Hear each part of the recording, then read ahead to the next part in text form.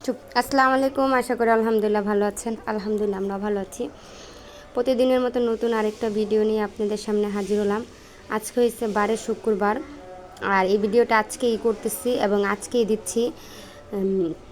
আমাদের দুপুরে অন্য জায়গায় দাওয়াত আছে, কিন্তু আমরা ওইখানে যাব, তারপরও রান্না সেরে নিচ্ছি। কেন জানেন? রাত্রে খাওয়ার জন্য। আর গরমের দিন রাত্রে ওইখান থেকে আসার পরে দিয়ে আবার রান্না করতে ভালো না লাগতে পারে। আর বিকালবেলা আমার রান্না করতে অত একটা পছন্দ না, খুব কম রান্না করি।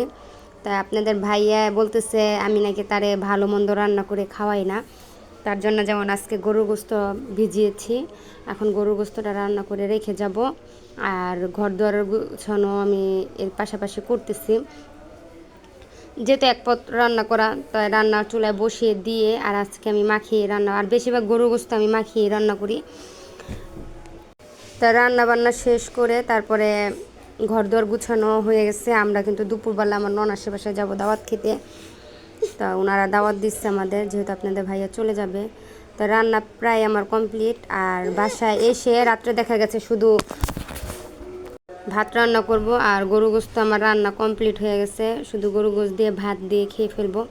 তাহলে এই জন্য রান্নাটা সারলাম। আর গরমের দিন যেহেতু, দিনে এই জন্য রান্না করলাম। যদি ভিডিওটা ভালো লেগে থাকে অবশ্যই লাইক কমেন্ট শেয়ার করতে ভুলে যাবেন না।